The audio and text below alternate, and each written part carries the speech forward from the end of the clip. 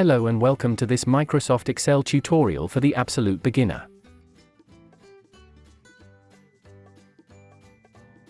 Hi, I'm Ehsan. I will be guiding you through this tutorial. If you have any questions, please leave a comment, and I will do my best to answer all your questions. And if you find this tutorial useful and want to see more, please like and subscribe to help the channel grow so we can bring you more useful tutorials. Okay, let's get started.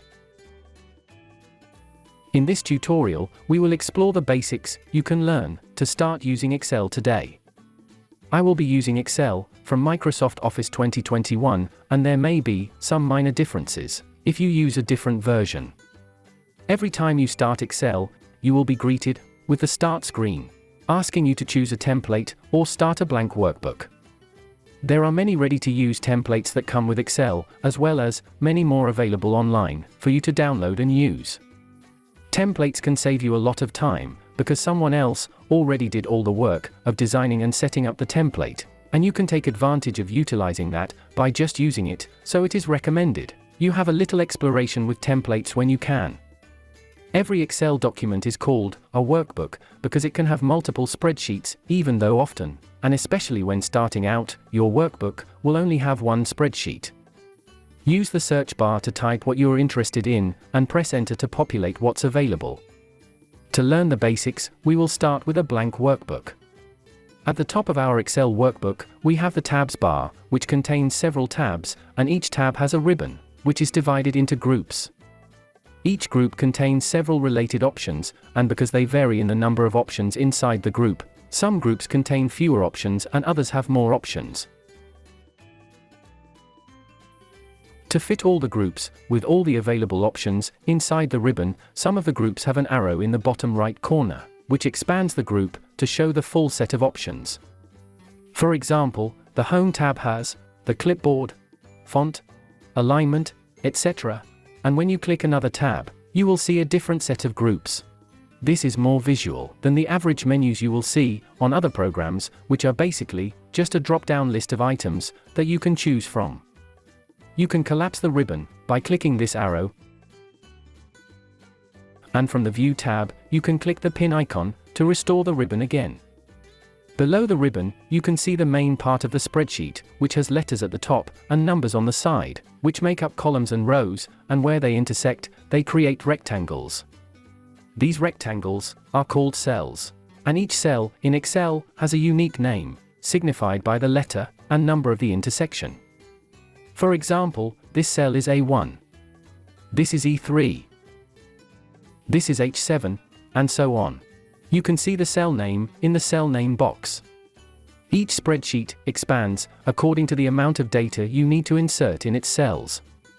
As you go down, the numbers grow bigger, and as you go further to the right, the letters become double and triple to allow for more data. This is the quick access bar, which has a few options like save, undo, redo, etc. And you can customize it by selecting any of the default options. Or click More Commands to add anything that you would use frequently. When you click More Commands, you can click the drop-down arrow to find any command you need. Click on it to select it, then click Add to add it to the quick access bar. Finally, click OK at the bottom to save the quick access bar. Similarly, you can click More Commands and click on any item inside the quick access bar, then click Remove and OK to remove it from your quick access bar. You can also place the quick access bar above or below the ribbon by choosing the corresponding option.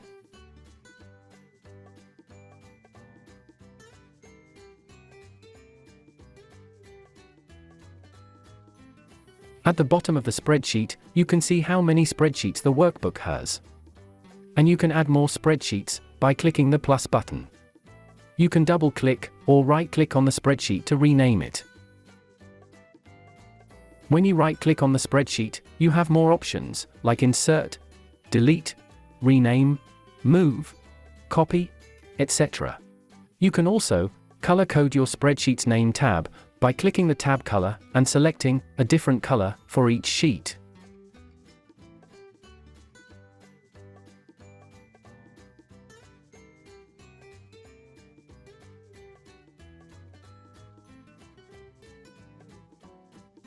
At the bottom right corner of the spreadsheet, you have different view options, including normal view, page layout view, page break preview, as well as a slider that allows you to zoom in or out, so you can see cells or the whole sheet better.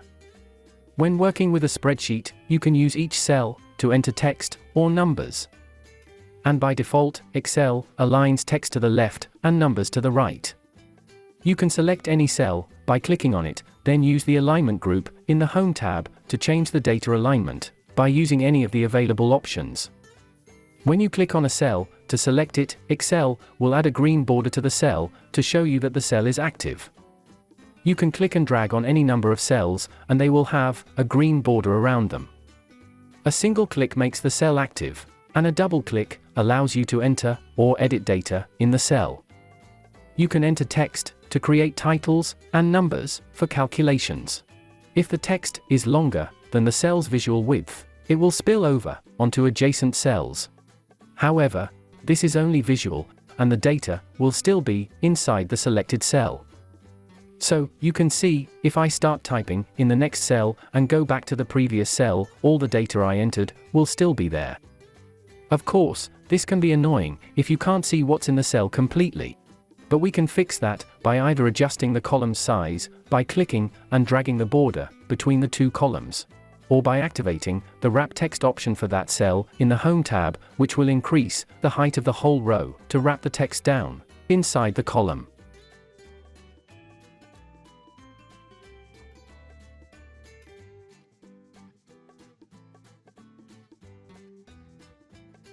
You can click and drag to select multiple columns, and double-click between any two columns, and Excel will resize all the columns you selected to fit the data inside the cells. This will make your columns have different widths. You can also click and drag to select any number of columns. Then click and drag the border between any of the selected columns to increase or decrease the width of the columns. This will make these columns have the same width. Stylizing text in multiple cells. You can click and drag to select multiple cells, or select all cells in a column or row by clicking on the column or row to select it, and apply a style simultaneously. For example, change the text size, the font, text color, or the cell's fill.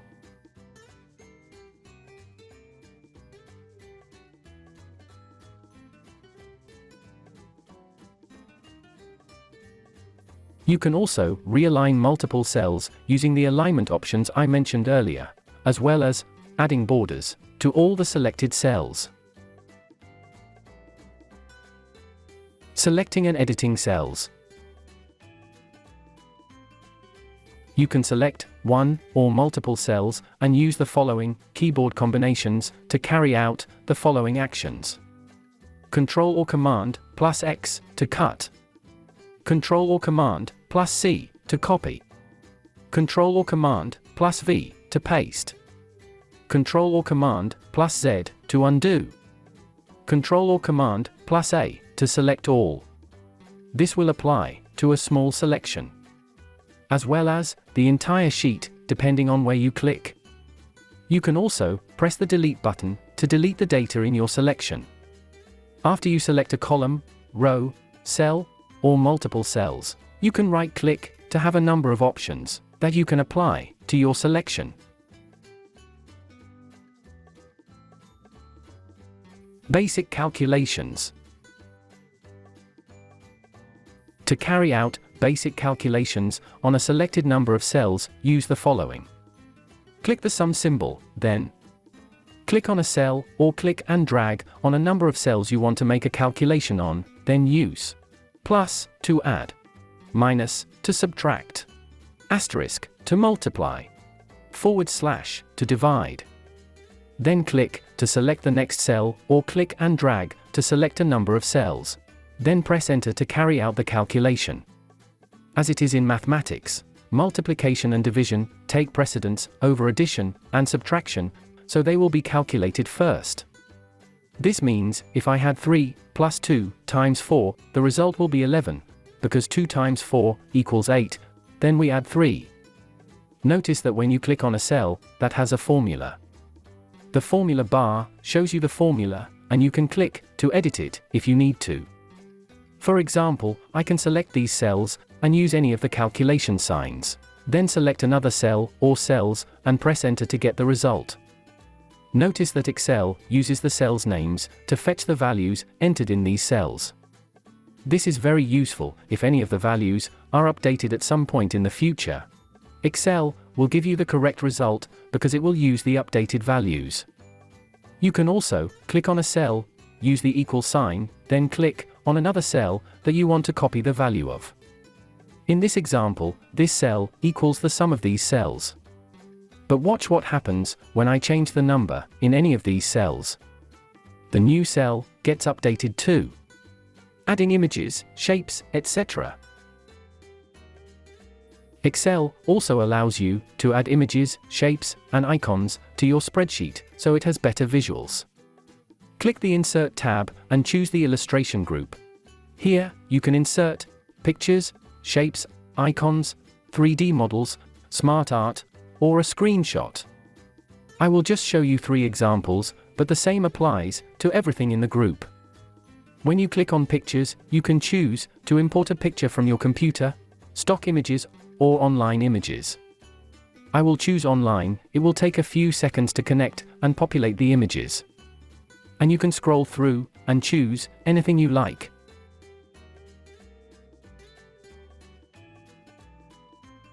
When you choose an image, it will take a few seconds to download the image, and it will be inserted into your spreadsheet. You can resize the image by dragging the nodes, and also rotate it by adjusting the arrow on top of the image. You will have some information related to the image, which you can select and delete from your spreadsheet. The image is placed on top of the spreadsheet and not inside any cell, which means you can click and drag it to position it anywhere that makes more sense for your spreadsheet. You can click the Picture Format tab to remove a background and add some extra effects, like a reflection, frame, outline, etc., to make the picture your own design.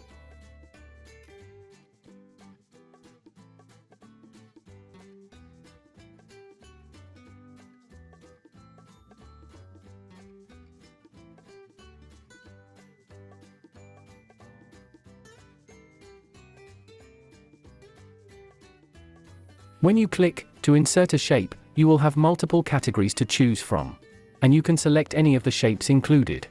After you choose your shape, you can click the Shape Format tab and apply anything you like to the shape to suit your preference.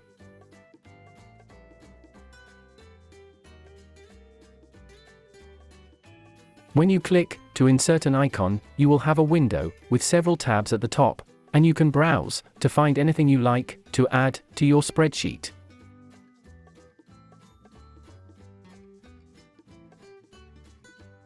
After you insert your selected icon, you can click the Shape or Picture Format tab, depending on what you chose, and stylize your icon to your liking. You can create a spreadsheet of anything you like, including a personal budget or finance, hobbies, collections, personal favorites, movies, and TV shows.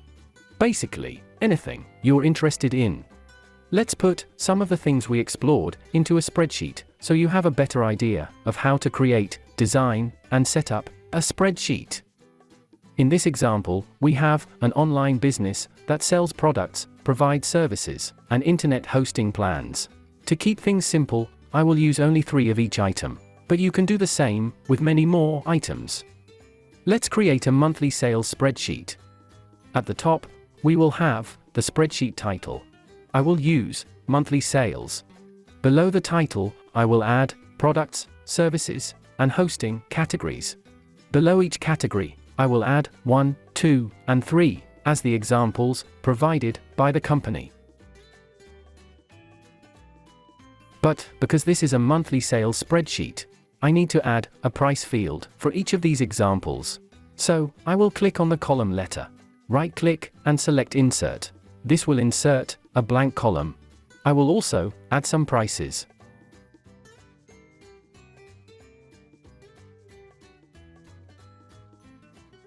Repeat this process for the services and hosting using copy and paste to speed up things.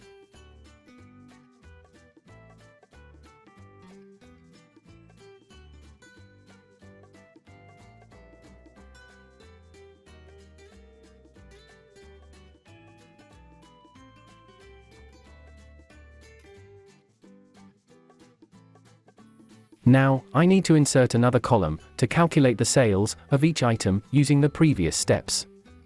To get the total of sales, I will create a formula by clicking the sum symbol and adding an asterisk between the two cells and press Enter. Now, I can use the same formula to calculate the sales total for the other cells, so I will just copy and paste the first cell, which will copy the formula too. Now, we can copy and paste everything we just created to work out the total for the services and hosting columns.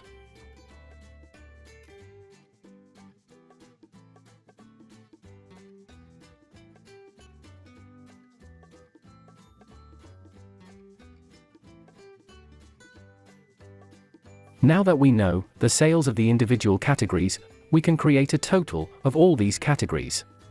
I will add the sales of the individual categories first, then add them together to calculate the grand total for the monthly sales. Pressing Enter moves the cursor down, and using the Tab key moves the cursor to the right. Holding Shift while pressing Enter or Tab moves the cursor in the opposite direction. You can also use the keyboard arrows to navigate to the desired cells.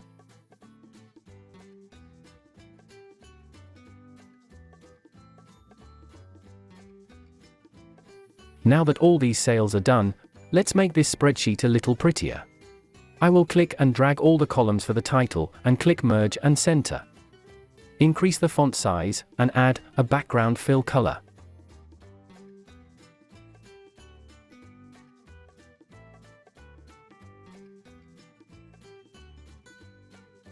I will do the same for the categories' titles.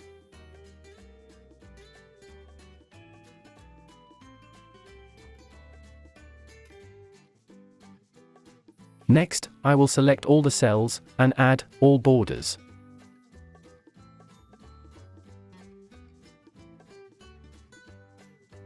I can also drag the rows down to add a little spacing.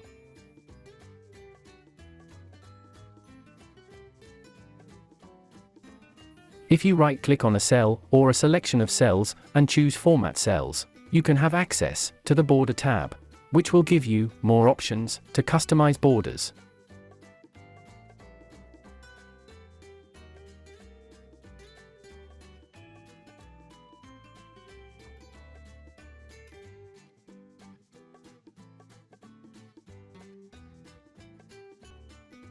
Tables and charts. Now that I have all this data, I can make a table from it. I will select the categories and data, and click Format as Table in the Home tab. It is as simple as that to create a table from any data you have in an Excel spreadsheet.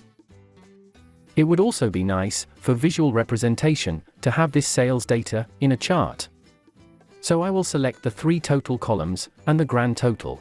Hold the Control or Command key while you make different selections.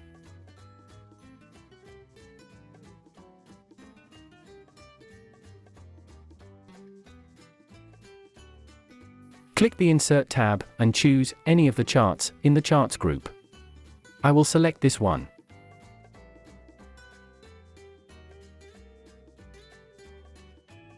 You can highlight the chart title and change it to anything you like.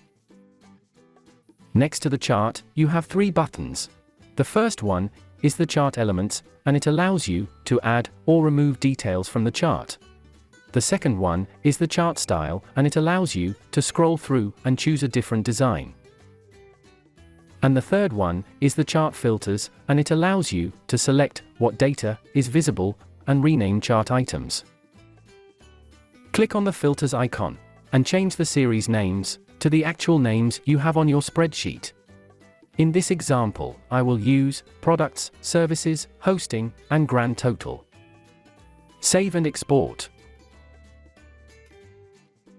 To export your workbook, click the File menu and choose Save As.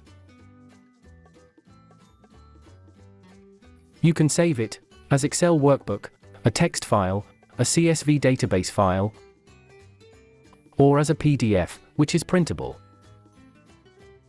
I hope you found this tutorial useful. Please like, subscribe, and click the notification bell so you can be notified when I release a new video. Thank you for watching, and I look forward to see you in the next tutorial.